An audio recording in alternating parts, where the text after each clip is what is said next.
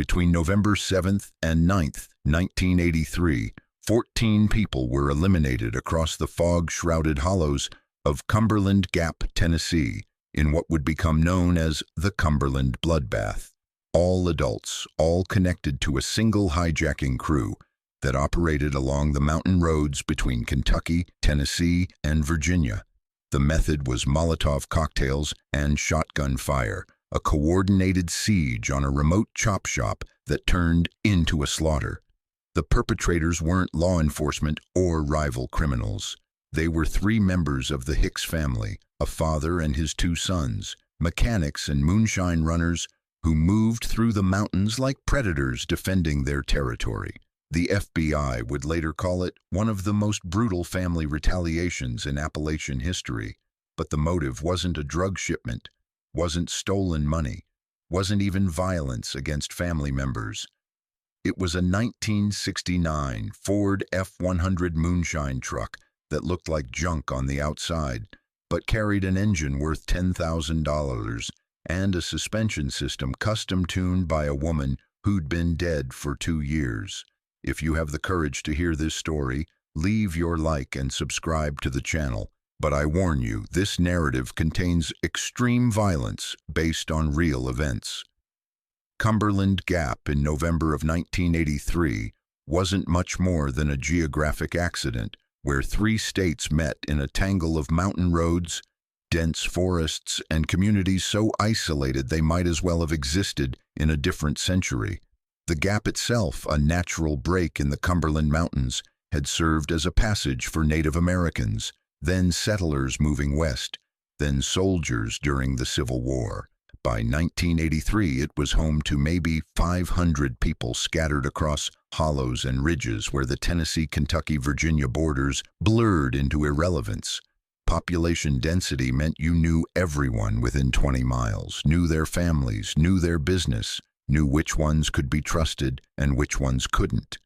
The nearest real town, Middlesboro, Kentucky, sat 8 miles north on roads that turned to mud when it rained and ice when winter came early, which it always did.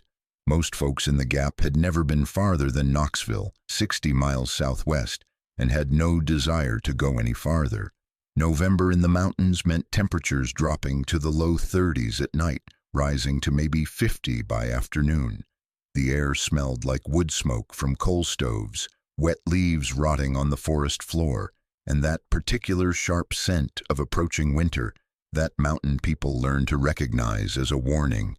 Mornings brought fog so thick you couldn't see the hood of your truck, the kind that rolled through the valleys like something alive, something ancient. The sound of the place was wind moving through bare branches, distant dogs barking at nothing, and every so often the rumble of a heavily modified engine grinding up some impossible grade in a gear that shouldn't exist. But 1983 was a hard year in the tri-state area. The coal industry that had sustained these mountains for generations was dying faster than anyone wanted to admit. Strip mining had destroyed vast swaths of land. Mechanization had eliminated thousands of jobs. Union power had collapsed. Companies were pulling out or going bankrupt, leaving behind abandoned mines, poisoned streams, and families with no way to make a living. In Claiborne County, Tennessee, unemployment hit 18% that fall. In Harlan County, Kentucky, just across the state line, it was worse, 22%, with no prospects for improvement. For men who'd grown up believing that hard work in the mines guaranteed survival, watching the economy collapse felt like a betrayal of everything their fathers and grandfathers had promised. The social contract was broken. The companies took the coal, took the profits, and left the people with black lung and bankruptcy. In places like Cumberland Gap, moonshine wasn't just a business. It was the shadow economy, always had been, probably always would be. Federal taxes on legal liquor made it too expensive for mountain people who barely had cash income anyway. So they made their own, following recipes passed down through generations, using skills their ancestors had brought from Scotland and Ireland 200 years before. The law said it was illegal. The mountains said it was survival. And in 1983, with no other jobs available, moonshining was the difference between feeding your family and watching them go hungry.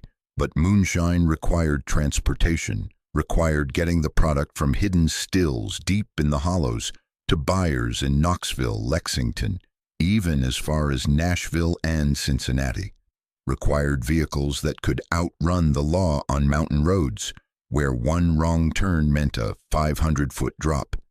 Required mechanics who could build engines powerful enough to hit 120 miles on a straightaway, and suspension systems that could handle curves at speeds that would kill normal drivers. The Hicks family had been building those vehicles for 30 years. Roy Edward Hicks was 58 years old that November, though he looked older. He stood 6 feet tall, lean and ropey with muscle built from decades of turning wrenches and hauling engine blocks. His face was weathered like old boot leather, deep lines carved around his eyes from squinting into engine bays and welding arcs. His hands were massive, knuckles swollen from old brakes that had never set quite right, fingers permanently stained with grease that no amount of scrubbing could remove. A scar ran across his right forearm, a souvenir from a moonshine run in 1967 when his truck rolled 3 times and he crawled out with a compound fracture and 47 stitches. When Roy shook your hand, you felt the strength there, the kind that came from a lifetime of physical labor. But you also felt the damage, the arthritis setting in, the tremor that appeared when he was tired. His body was breaking down piece by piece, the price of 58 years in the mountains, doing work that destroyed men before their time. Every morning, Roy woke at 5 a.m. in the house his grandfather had built in 1924, a 2-story frame structure that leaned slightly to the left and should have been condemned decades ago but kept standing through sheer stubbornness. He'd make coffee in a percolator on a propane stove. Electricity had only reached their hollow in 1979, and even then it was unreliable, and sit at the kitchen table smoking hand-rolled cigarettes while he planned his day. He didn't talk much in those early hours, just sat, smoked, drank coffee strong enough to strip paint, and thought. By 5:30, he'd be in the shop, a corrugated metal building behind the house that had started as a simple garage in 1953 and grown over 3 decades into a maze of engine parts, welding equipment, hydraulic lifts salvaged from a closed gas station, and tools that dated back to before World War II. The shop was Roy's church, his sanctuary, the place where he made sense of a world that increasingly made no sense at all. He'd married Sarah Louise Caldwell in 1950, right after he came home from Korea, with frostbite scars on his feet and memories he never talked about. They'd had 2 boys. Thomas was 31 now, back from Vietnam, with his own nightmares and a purple heart he kept in a drawer. Jacob was 28, quieter than his older brother, more methodical, the one who could diagnose an engine problem by sound alone. Sarah had died in October of 1981, 2 years and 1 month before the events that would define the Hicks family forever.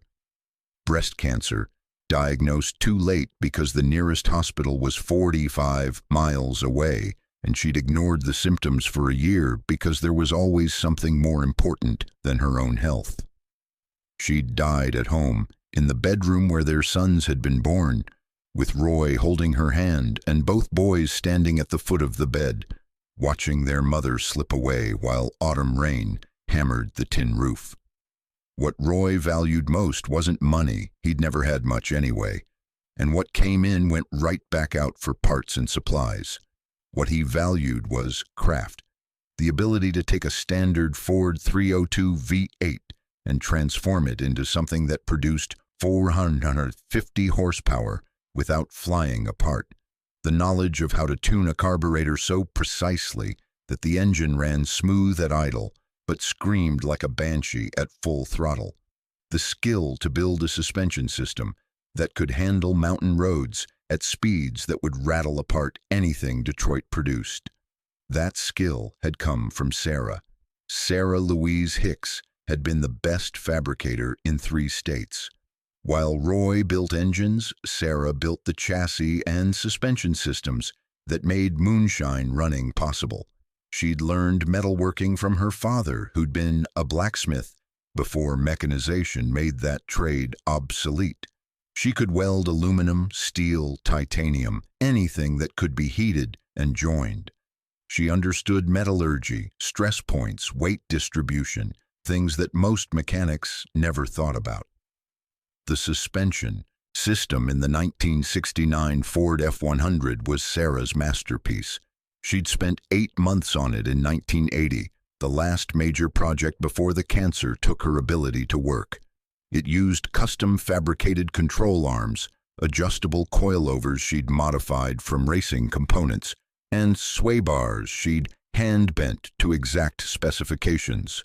The result was a truck that could take a hairpin turn at 60 mph without rolling, that could hit a pothole at 80 and not break an axle, that responded to driver input like it was reading your mind.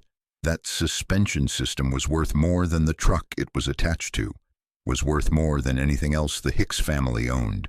But more than its monetary value, it was Sarah's legacy. The only thing Roy had left of his wife beyond photographs and memories that grew hazier every year. The 1969 Ford F-100 itself looked like it should have been scrapped a decade ago. The body was primer gray, mottled with surface rust, dented from years of hard use. The bed was scratched and gouged. The windshield had a crack running corner to corner. The interior was torn vinyl and exposed springs, a dashboard held together with duct tape, a steering wheel wrapped in electrical tape to cover the places where the plastic had cracked away. To anyone who didn't know better, it was junk. A work truck past its prime, barely worth the scrap metal value. But underneath that deceptive exterior was $15,000 worth of modifications. The engine was a 1972 Ford 351 Cleveland V8 that Roy had bored, stroked, and rebuilt with forged pistons, a high-lift camshaft, and dual 4-barrel carburetors. It produced 465 horsepower and 520 foot-pounds of torque, numbers that would have embarrassed most muscle cars of the era. The transmission was a built C6 automatic with a manual valve body and a 3,500 RPM stall converter. The rear end was a Ford 9-inch with 4.11 gears and a limited slip differential. Sarah's suspension used components that couldn't be bought. They had to be fabricated. Control arms machined from billet aluminum, coilovers with custom valving, polyurethane bushings throughout. The steering was quickened. The brakes were massive 4-wheel discs salvaged from a wrecked Corvette. The truck could hit 130 miles on a straight road and stop from that speed in less than 400 feet. More importantly, it could navigate the mountain roads of Cumberland Gap at speeds that would kill anyone who didn't know every curve, every dip, every place where the pavement gave way to gravel or disappeared entirely. Roy had been running Moonshine on these roads since 1955. His sons had grown up riding in the passenger seat, learning the routes before they were old enough to drive. The truck was their livelihood. It was how they moved product from the stills hidden back in the mountains to buyers in cities where cash exchanged hands and questions weren't asked. In a good month, the truck generated $3,000 in running fees, enough to keep the Hicks family fed and the shop running and the property taxes paid. But more than its economic value, the truck was Sarah's final gift to her family. Her hands had shaped every piece of that suspension. Her mind had calculated every angle, every stress point, every tolerance. When Roy drove it, he could feel her presence in the way it handled, in the precise feedback through the steering wheel, in the confidence it gave him on roads where a single mistake meant death. That truck was all Roy had left of the woman he'd loved for 31 years, and on the night of November 5th, 1983, a gang of hijackers took it from him. The hijacking happened on Route 58, about 12 miles east of Cumberland Gap, on a stretch of two-lane blacktop that wound through dense forest with drop-offs steep enough to swallow a vehicle without a trace. The road was popular with moonshine runners because it offered multiple escape routes, side roads and logging paths that didn't appear on any map but that local drivers knew by heart. Roy had been hauling a load from a still operation run by the Patterson family, good people he'd known for 40 years, reliable partners who paid on time and didn't cause trouble. 60 gallons of corn liquor in the truck bed, carefully secured, headed for a buyer in Kingsport who'd take the whole load for cash and ask no questions. Thomas was riding shotgun. Jacob was following in a 1977 Chevrolet Nova, a chase car whose only job was to watch for police or trouble and run interference if needed. Standard procedure for a run this size, this distance. It was 11:47 p.m. Temperature had dropped to 31 degrees. Fog rolled across the road in waves, thick enough that Roy's headlights only penetrated about 50 feet. Visibility was terrible, but that was good for their purposes. Hard to see meant hard to catch. They came around a bend, and Roy saw the roadblock too late to avoid it. Two vehicles, a Ford Bronco and a Dodge pickup, parked nose to nose across both lanes. 4 men standing in the road, 2 holding shotguns, backlit by headlights. Roy's instincts screamed trap. He hit the brakes, the F-100's massive disc brakes scrubbing speed, tires finding grip on cold pavement. He could have tried to ram through. The truck's heavy-duty bumper and reinforced frame might have made it, but the men with shotguns changed that calculation. The truck stopped 30 feet from the roadblock. "Engine off," one of the men shouted. "Hands where we can see them." Roy looked at Thomas. His son's face was tight, calculating odds. Behind them, Jacob had stopped the Nova about 100 yards back, smart enough to stay out of immediate danger. "Do what they say," Roy said quietly. He killed the engine, raised his hands. The 4 men approached. Roy recognized the type, even if he didn't know their faces. Highway trash, the kind of men who made their living robbing people who couldn't call the police. They were armed with shotguns and pistols, wearing mismatched hunting clothes and ski masks that didn't quite hide their features. The leader, tall and barrel-chested, yanked Roy's door open. "Out," he said. "Both of you, slow." Roy climbed down, followed by Thomas. The cold air bit through his jacket. The fog swirled around them like something alive. "We heard you boys run Moonshine," the leader said. His voice had an eastern Kentucky accent, maybe Harlan County. "Heard you got a good operation, reliable." "Don't know what you're talking about," Roy said. The leader smiled, though it didn't reach his eyes. He walked to the truck bed, pulled back the tarp covering the load. 60 mason jars glinted in the headlights. "Don't know what I'm talking about," he laughed. "Old man, I know exactly what you're hauling, and I know you can't call the law about it." One of the other hijackers, shorter but with the build of someone who'd done hard time, stepped forward and hit Roy in the stomach with the butt of his shotgun. Roy went down hard, the air driven from his lungs, pain exploding through his midsection. "Dad!" Thomas moved, but 2 shotguns swung toward him. "Don't!" the leader said. "We ain't here to kill you. We're just here to take what you got. Liquor, truck, whatever else is valuable." Roy struggled to his knees, gasping for air. "The liquor? Take it. Take the money, but not the truck." "Not the truck?" The leader walked over, crouched down. "Why not? It's a piece of shit.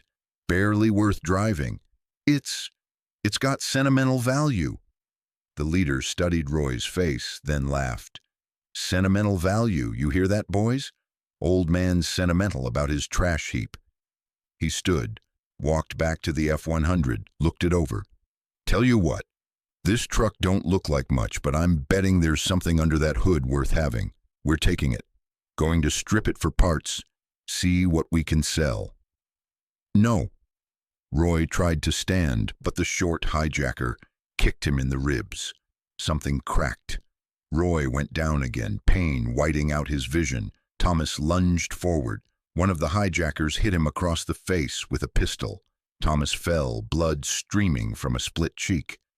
"We're taking the truck," the leader said. "We're taking the liquor, and you're going to lie here in the road and count to 1,000 before you even think about moving. Your boy in the Nova back there tries to follow. We'll shoot his ass. Understand?" Roy couldn't speak, could barely breathe. He nodded. The hijackers worked quickly, professionally. 2 of them climbed into the F-100, started it up. The engine's distinctive rumble echoed through the fog. The other 2 loaded the Moonshine into their vehicles. Within 5 minutes they were gone, tail lights disappearing into the fog, leaving Roy and Thomas bleeding on cold pavement. Jacob arrived 30 seconds later, helped his father and brother into the Nova, drove them home while Roy held his broken ribs and stared at nothing and felt something crack inside him that had nothing to do with his physical injuries. They reached the Hicks property at 12:40 a.m., November 6th. Jacob helped Roy inside while Thomas held a rag to his bleeding face. The kitchen light was harsh and yellow, casting shadows that made the blood look black.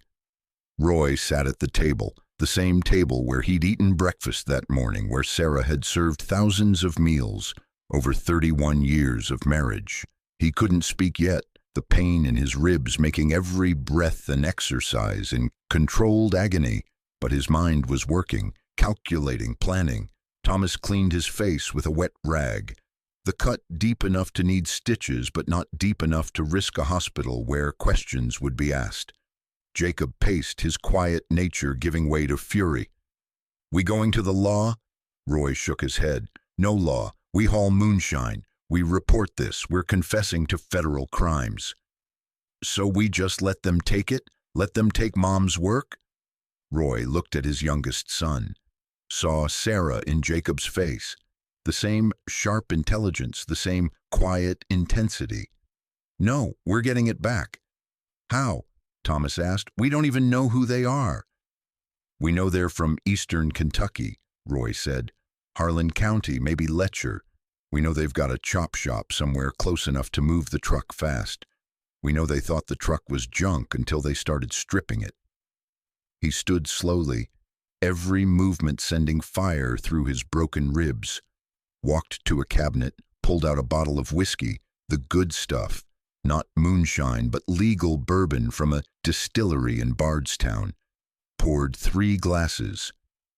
"We're going to find them," Roy said.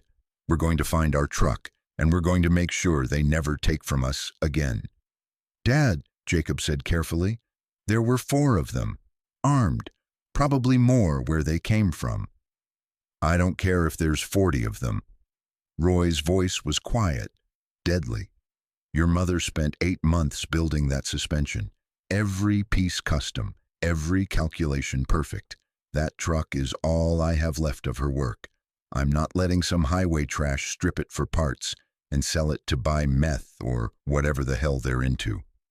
Thomas touched his split cheek, winced. "What's the plan?" Roy drank his whiskey in one swallow, felt it burn down his throat. "First, we find out who they are. Call in favors, ask around. Someone knows something, someone always does. Second, we locate their shop. Third, we get our truck back." "And the people who took it?" Jacob asked. Roy poured another drink, looked at his sons, really looked at them, maybe seeing them clearly for the first time since Sarah died. Thomas, 31, who'd killed men in Vietnam and come home broken but functional. Jacob, 28, who'd stayed in the mountains, who'd learned everything Sarah could teach him about metalwork and fabrication. Both good men, both capable, both about to cross a line they could never uncross. "The people who took it," Roy said slowly, "are going to learn what it costs to steal from the Hicks family." The next 48 hours passed in a blur of phone calls, quiet conversations, and information gathering. Roy had been running Moonshine for 28 years. He knew people, knew runners, knew suppliers, New buyers, new mechanics who worked on the margins of legal and illegal. The Moonshine community was tight-knit by necessity. Everyone depended on everyone else, and betrayal got you blacklisted or worse. By Monday afternoon, November 7th, Roy had a name. Dalton Crawford, 42 years old, ran a chop shop outside Everts, Kentucky, in Harlan County. Crawford specialized in stolen vehicles, particularly the high-performance cars and trucks that Moonshine runners used. He had a crew of maybe 14 men, most with prison records, most with nothing to lose. The location was an abandoned coal processing facility about 3 miles outside Everts, accessible only by a narrow gravel road that wound through dense forest. Perfect isolation. No neighbors, no witnesses, no reason for anyone legitimate to be anywhere near it. By Tuesday morning, Roy had confirmed the F-100 was there. A contact who hauled scrap metal had seen it, parked in the facility's yard, still intact, but with the hood open. They were starting the stripping process, probably had already removed the carburetors, were working on pulling the engine. Roy stood in his shop, looking at the wall where he kept his tools, his equipment, everything he'd accumulated over 40 years of mechanical work. On a shelf in the corner sat a photograph of Sarah, taken in 1979, standing next to the F-100 with grease on her hands and a smile on her face. "We're getting it back," Roy said to the photograph. "I promise you that." The plan came together over Tuesday evening. Roy, Thomas, and Jacob sat at the kitchen table with a hand-drawn map of Crawford's chop shop, based on descriptions from 3 different sources who'd been there at various times. The facility consisted of 3 main buildings: a large garage where vehicles were dismantled, a storage building for parts, and a small office where Crawford conducted business. The buildings formed a rough U-shape around a gravel yard where vehicles were parked. The whole compound was surrounded by a chain-link fence topped with barbed wire, more to keep people out than to keep anyone in. Crawford's crew lived on site in trailers scattered around the property. At any given time, there might be anywhere from 8 to 14 men present, all armed, all dangerous. "We can't just drive in there and ask for it back," Thomas said. He'd been in firefights in Vietnam, understood the tactical situation. "They outnumber us. They're on their own ground. They've got the advantage." "So we change the advantage," Roy said. Jacob studied the map. "We burn them out." Roy looked at his youngest son. "Explain." "Buildings are old, probably wood frame. Properties isolated, no fire department within 15 miles. We start a fire in one building, they'll have to evacuate. That's when we hit them." "They'll come out armed," Thomas said. "Then we're armed too." Roy stood, walked to a locked cabinet at the back of the kitchen, opened it with a key he kept on his belt. Inside were 3 shotguns, a Remington 870, a Mossberg 500, and an old Winchester Model 12 pump-action that had belonged to Roy's father. Boxes of shells, 12-gauge, double-aught buckshot. Thomas picked up the Remington, checked it with the practiced efficiency of someone who'd used firearms in combat. "This is going to get people killed." "I know," Roy said. "But they took what was ours, took your mother's work. That ain't something we can let slide." Jacob loaded the Mossberg. His hands were steady. "When?" "Tonight," Roy said. "No point waiting. Every hour we wait is another hour they're stripping that truck." They spent the rest of Tuesday afternoon preparing. Roy fashioned Molotov cocktails from empty whiskey bottles, filling them with gasoline from the shop and stuffing rags into the necks. Simple, crude, but effective. 6 bottles total, enough to start multiple fires. Thomas cleaned and loaded the shotguns, chambered rounds, made sure each weapon functioned perfectly. He moved with the mechanical precision of someone who'd done this before, who'd prepared for combat in jungles 10,000 miles away. Jacob fabricated a simple tool from heavy-gauge steel, essentially a pry bar with a hook on one end, designed to hook onto the F-100's tow points if they needed to pull it out quickly. At 9:47 p.m., they loaded everything into the Nova: shotguns, ammunition, Molotov cocktails, tools, bolt cutters for the fence. Roy took 3 deep breaths, feeling his broken ribs protest, feeling the pain that would be his companion for the next month. "Last chance to walk away," Roy said. "What we're about to do, we can't undo. We're going to kill people tonight, maybe a lot of people. You boys sure about this?" Thomas chambered around in the Remington. "They took Mom's truck. That makes them dead already. We're just delivering the message." Jacob nodded, saying nothing, but his eyes held the same cold determination Roy felt settling over his own thoughts. They drove north, through fog that turned the mountain roads into tunnels of white, the Nova's headlights barely penetrating. Roy navigated from memory, following routes he'd driven for decades, roads that appeared on no map, but that every Moonshine runner knew by heart. Crawford's chop shop sat in darkness except for a few scattered lights from the trailers. Through the fog, Roy could see the outline of the main garage, the storage building, the fence line. 3 men about to assault a compound with 14 armed criminals inside. The odds were terrible. The plan was simple. The outcome was uncertain. But Roy Hicks had made his decision. His sons had made theirs. And Crawford's crew was about to learn that some things you don't steal, some people you don't cross, and some debts get paid in fire and blood and the kind of justice that exists beyond any law. They parked the Nova half a mile away, approached on foot through the woods. The fog was their ally, concealing movement, muffling sound. Roy carried 3 Molotov cocktails. Thomas and Jacob each carried 2 plus their shotguns. At 11:34 p.m., they reached the fence line. Roy lit the first Molotov cocktail, the rag catching with a soft whoosh. He threw it overhand, watched it arc through the fog, watched it crash through a window of the storage building and explode in a bloom of orange fire. Then he lit the second and threw it at the garage, then the third at the nearest trailer. Within 60 seconds, 3 fires were burning, flames climbing walls, smoke pouring into the night. Men started shouting, doors banged open.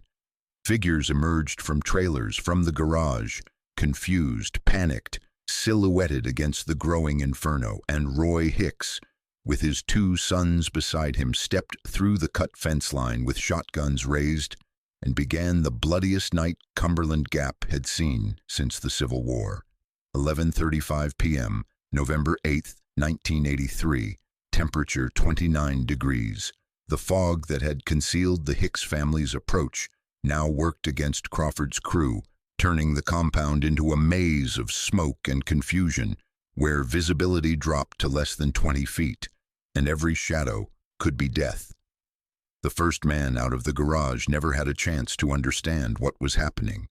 He emerged carrying a fire extinguisher, saw flames engulfing the storage building, turned toward it, and Thomas Hicks shot him from 40 feet away. The Remington 870's roar cut through the night. The man went down hard, the fire extinguisher clattering across gravel. 2 more men came running from a trailer on the east side of the compound. Roy stepped out of the fog like a ghost, the Winchester Model 12 in his hands. He fired once, twice, the pump action smooth and practiced. Both men fell within 3 feet of each other. Shouting intensified, voices overlapping, panicked, trying to make sense of chaos. Someone yelled about the fire. Someone else screamed that they were under attack. A third voice, higher pitched with fear, was calling for Dalton Crawford. Jacob moved along the fence line toward the garage where the F-100 was parked. Through the smoke and flames he could see it, sitting in the yard, hood still open, engine partially disassembled. But it was there, still intact enough to recover. A man emerged from the garage, firing a pistol blindly into the fog. The shots went wide, hitting nothing. Jacob raised the Mossberg 500, aimed carefully, squeezed the trigger. The man spun and dropped. 4 down. The storage building was fully engulfed now, flames shooting 30 feet into the air, the old wood structure burning like it had been soaked in gasoline, which, thanks to Roy's Molotov cocktails, it essentially had been. The heat was intense even from 50 yards away. Black smoke rolled across the compound, mixing with fog to create a toxic soup that burned eyes and lungs. From inside the main garage, someone started a vehicle. Engine roaring, headlights cutting through the smoke. A Ford Bronco, the same one that had been used in the roadblock 3 nights ago, came barreling out of the garage, the driver apparently trying to escape through the front gate. Thomas stepped into the Bronco's path and fired 3 rounds through the windshield. The vehicle swerved, crashed into the fence, the engine still running, but the driver slumped over the wheel, dead. 5 down. Dalton Crawford finally appeared, emerging from a trailer on the north side of the compound with a Winchester rifle in his hands. He was shouting orders, trying to organize his crew, trying to turn panic into coordinated response. "It's the Hicks!" Crawford bellowed, his voice cutting through the chaos. "The old man and his boys, get your guns. There's only 3 of them." But 3 men with shotguns in close quarters, in darkness and smoke, with the advantage of surprise and absolute commitment. That was enough. More than enough. 2 of Crawford's crew ran toward the fence line where Thomas had taken position. They were firing pistols as they ran, muzzle flashes bright in the smoke. Thomas crouched behind a pile of scrap metal, waited until they were 25 feet away, then rose and fired twice. Both men went down, 7 down. Roy circled toward the garage, moving through the smoke like he'd been born in it. A man stumbled out of the burning storage building, his clothes on fire, screaming. Roy shot him. It was mercy, really. The man was already dying from the burns. The shotgun just made it faster. 8 down. Jacob reached the F-100. The engine block was still partially assembled, carburetors removed, but the manifold intact. He could see Sarah's custom control arms underneath, still bolted to the frame. Still intact. They hadn't gotten to the suspension yet. A man came around the truck's front end, saw Jacob, raised a shotgun. Jacob was faster. The Mossberg roared. The man fell backward into the gravel. 9 down. The garage building caught fire, either from the initial Molotov cocktail or from burning debris carried on the wind. But flames were climbing its walls now, the old structure going up like kindling. Inside, Roy could hear ammunition cooking off. Someone had stored rounds in there, and now they were exploding from the heat, a sporadic popping that added to the chaos. Crawford appeared through the smoke, rifle raised, and he and Roy saw each other at the same moment. Both men fired simultaneously. Crawford's round went wide, splintering wood on the garage wall. Roy's buckshot caught Crawford in the chest, knocked him backward 3 steps. But Crawford didn't go down. He was wearing a ballistic vest under his jacket. Crawford worked the rifle's bolt action, brought it up again. Roy pumped the Winchester, but the magazine was empty. He'd lost count. Rookie mistake. Before Crawford could fire, Thomas appeared from the side and shot him twice. The first round hit Crawford's shoulder, spinning him. The second caught him in the side where the vest didn't cover. Crawford went down hard, the rifle falling from his hands. Roy walked over, looked down at Dalton Crawford bleeding out in the gravel yard of his own chop shop. Crawford's eyes were wide, shocked, unable to comprehend how 3 men had torn through his crew. "The truck," Roy said quietly. "You shouldn't have taken it." Crawford tried to speak, coughed blood instead. Roy raised the Winchester, realized it was empty, pulled out a pistol he'd brought as backup, a .38 revolver that had been his father's, and shot Crawford once in the head. 10 down. The next several minutes descended into a nightmare of smoke and fire and shotgun blasts. Crawford's remaining crew tried to mount a defense, tried to fight back, but they were disorganized, panicked, and facing 3 men who'd already decided that mercy wasn't on the table tonight. A man fired at Jacob from behind a wrecked car. Jacob returned fire, the buckshot punching through the car's thin metal. The shooting stopped. 11 down. 2 men tried to escape through a hole Thomas had cut in the fence. Roy intercepted them, the .38 revolver barking twice. Both men fell, 13 down. The last man, young, maybe 23, stumbled out of a trailer with his hands raised. He was crying, face streaked with soot and tears, clearly never having expected to be in a gunfight. "Please," he said, voice cracking. "Please, I didn't even want to take your truck. I just work here. I was just following orders." Thomas walked up to him, the Remington in his hands. The young man saw Thomas's face, saw the split cheek from where Crawford's crew had pistol-whipped him, saw the cold fury there, saw death approaching. "Don't," the young man whispered. "Please, Jesus Christ, don't." Thomas shot him anyway. 14 down, 11:52 p.m. The compound was a vision of hell. 3 buildings burning, flames climbing 40 feet into the air, black smoke rolling across the ground thick enough to choke on. 14 bodies scattered across the gravel yard, some still moving, most not. The smell was overwhelming. Burning wood, burning plastic, burning flesh, gunpowder, gasoline, all of it mixing into a stench that would haunt the survivors' memories forever. Roy stood in the center of the yard, the .38 revolver hanging loose in his hand, looking at what they'd done. 14 men dead in less than 20 minutes. An entire criminal operation wiped out. Bodies everywhere, some intact, some not. Jacob was at the F-100, frantically reattaching the carburetors, his hands moving with practiced efficiency despite the chaos around him. Thomas stood guard, the Remington reloaded, watching for any movement from the trailers, from the woods, from anywhere.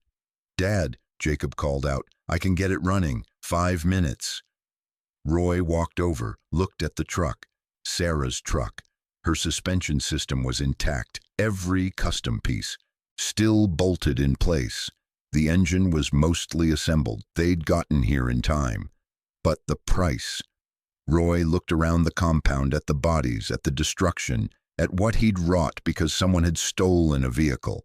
Yes, it was his wife's final work. Yes, it represented her legacy. But was that legacy worth 14 lives?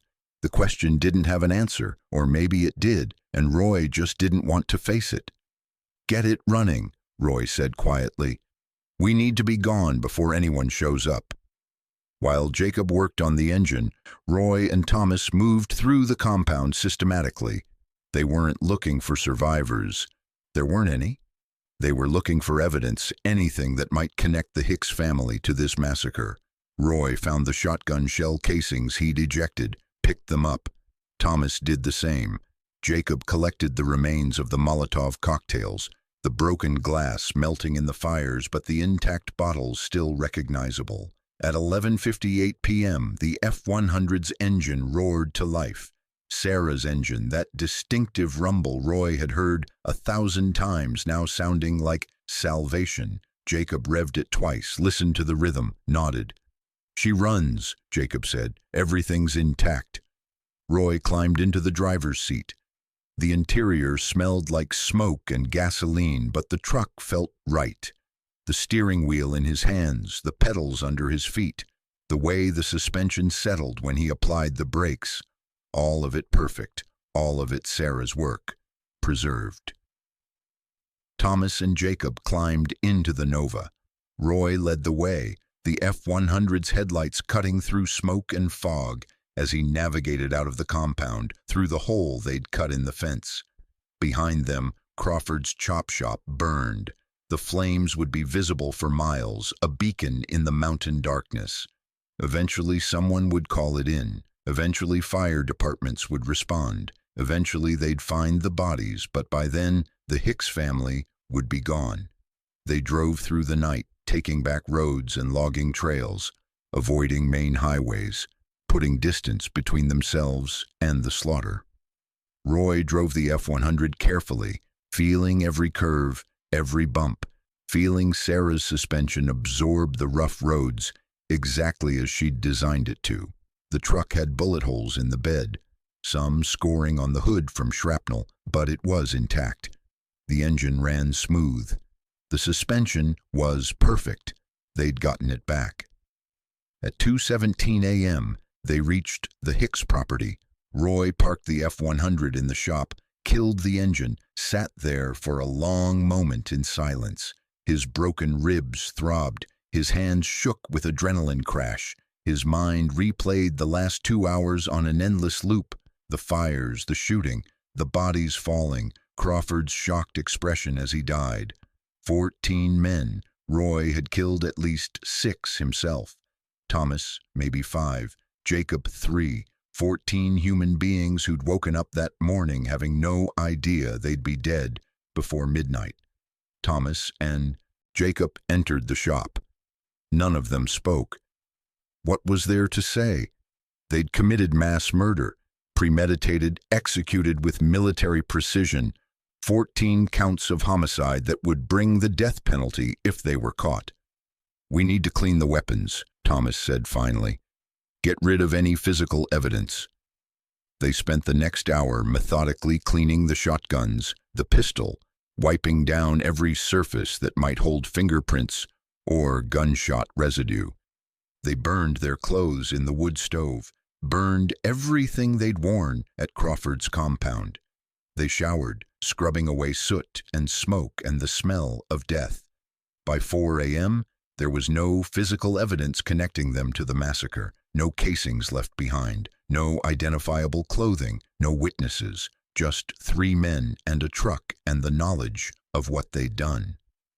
Roy sat at the kitchen table as dawn began breaking over the Cumberland Mountains.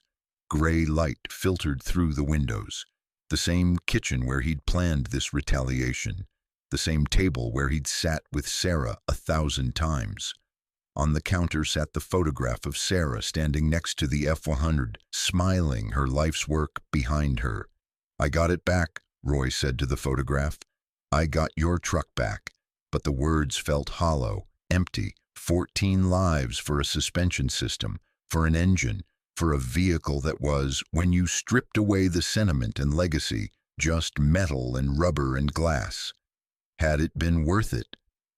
The discovery came at 6:47 a.m. when a logging truck driver heading to work saw smoke still rising from Crawford's compound and called it in.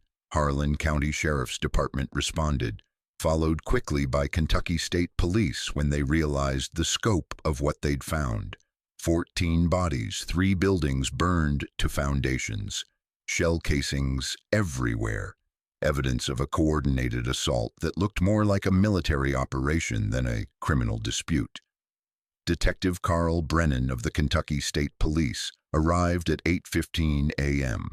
He was 51 years old, 27 years in law enforcement, had investigated everything from murder to organized crime.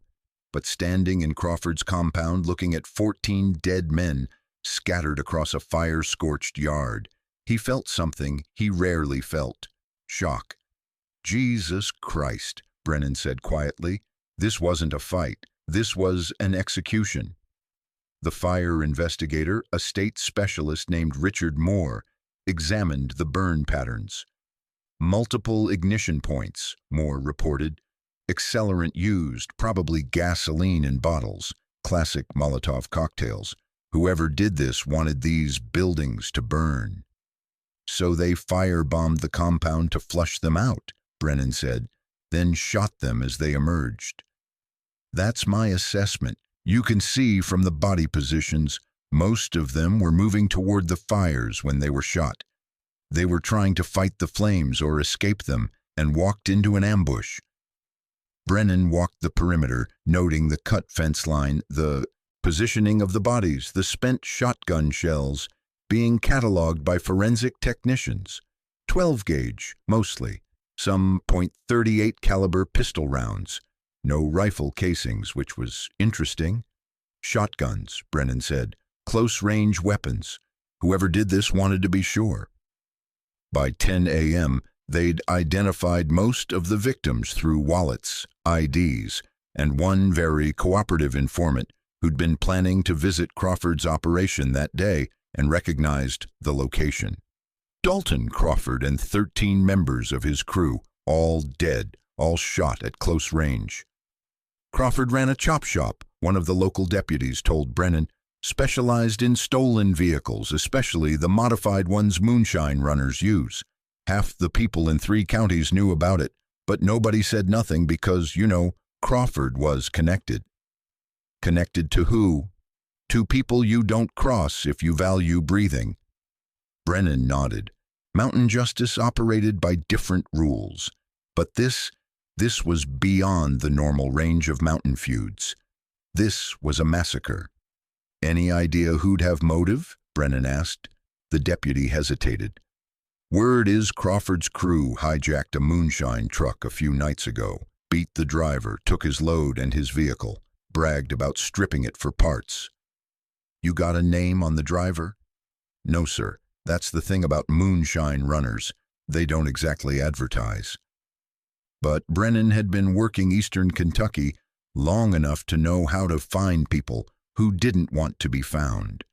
He started making calls, talking to informants, following the whisper network that existed beneath the official world.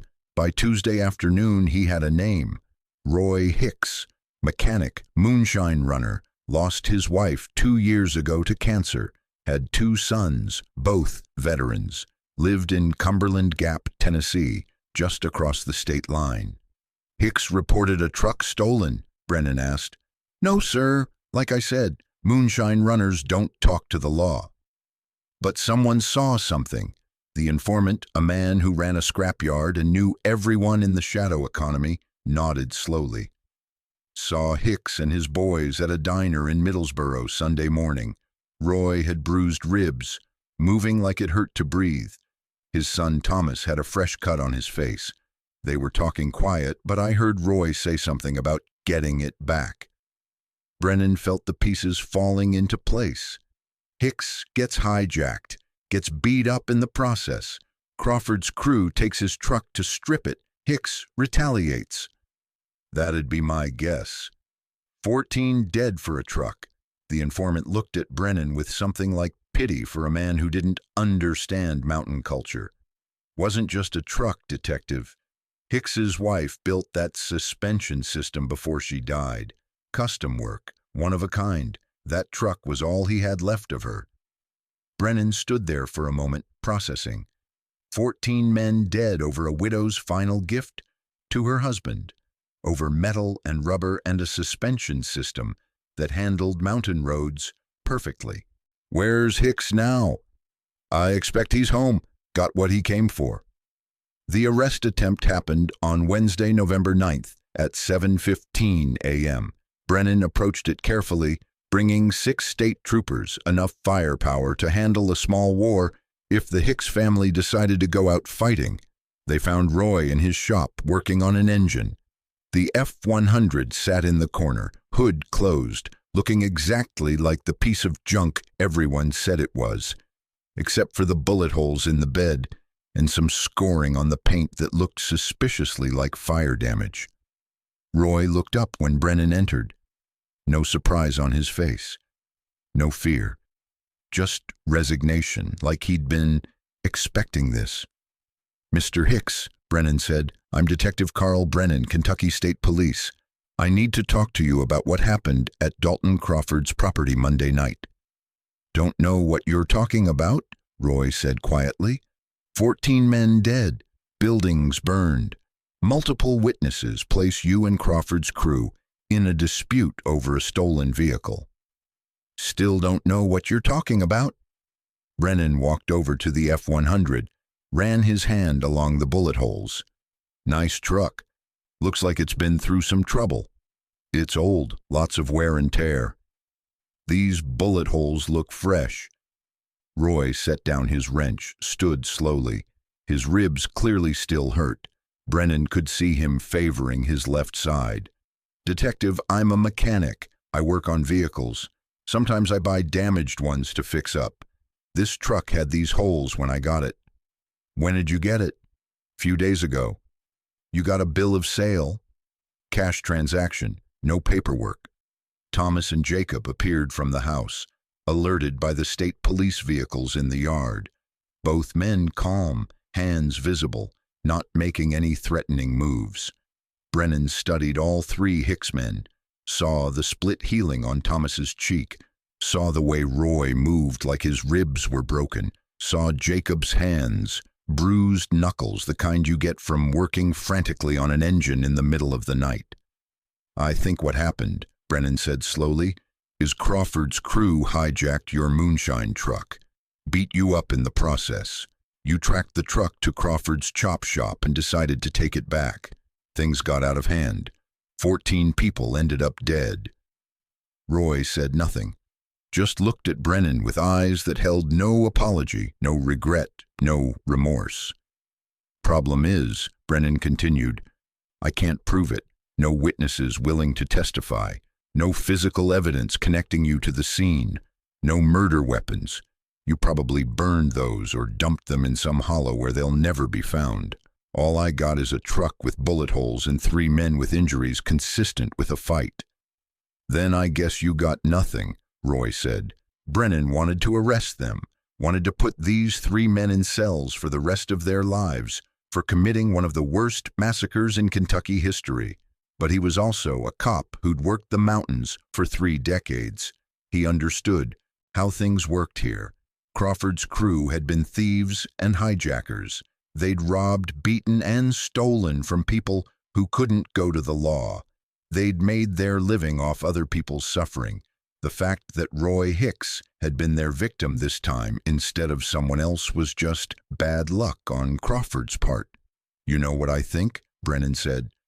I think mountain justice is a cancer. I think you boys killed 14 men in cold blood because they took something that was yours. I think you firebombed those buildings and shot those men as they ran out.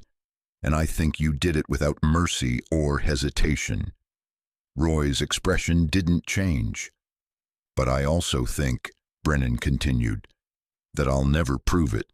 And I think that even if I could, I'm not sure a jury in these parts would convict you. Because around here, people understand that when someone takes what's yours, you take it back, by any means necessary. He walked to the door, paused, turned back. That truck better be worth it, Brennan said, because 14 ghosts is a heavy load to carry for the rest of your life. Roy looked at the F-100, at Sarah's final work, at the suspension system she'd spent 8 months perfecting. It was, Roy said quietly, and it wasn't. Brennan left. The state troopers left.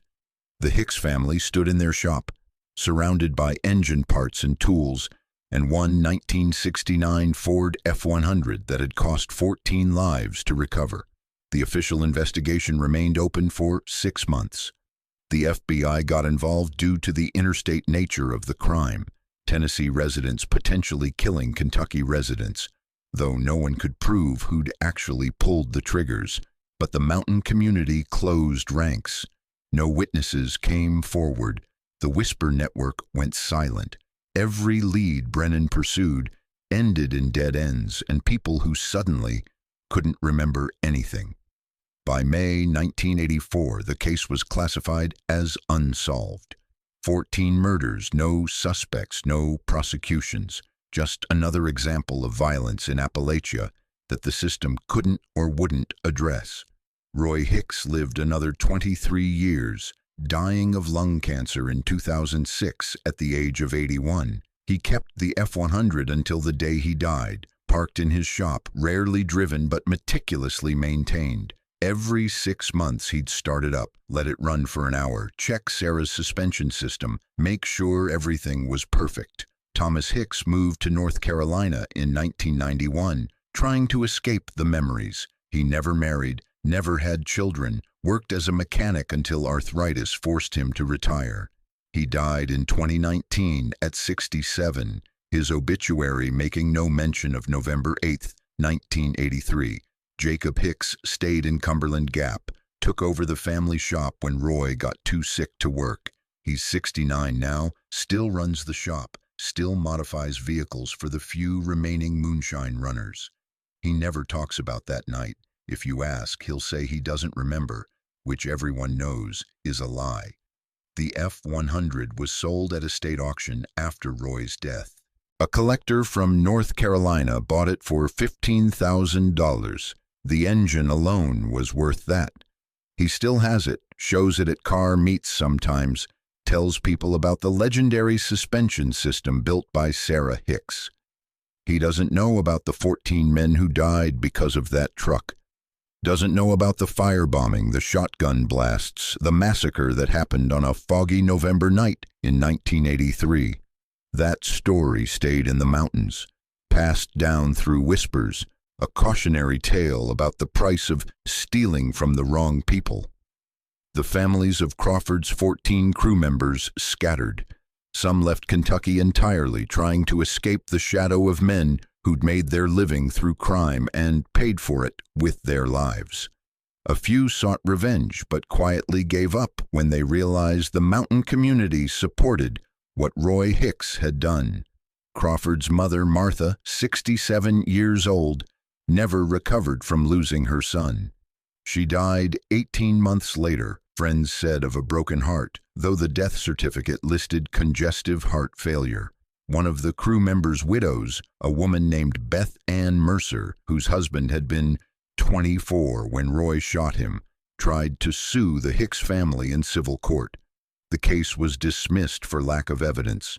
She left Kentucky in 1986, moved to Ohio, never came back. In West Englewood, in Cumberland Gap and the surrounding communities, opinions split like they always do when mountain justice collides with law. Some said Roy Hicks was a murderer who'd slaughtered 14 men in cold blood, who'd used his wife's death as an excuse for mass violence, who should have been hanged for what he did. Others said Crawford's crew were thieves who'd stolen from a widower, who'd taken the only thing he had left of his dead wife, and that they'd gotten exactly what Mountain Code demanded. You don't steal from people. You don't disrespect the dead. You don't touch another man's legacy and expect to walk away.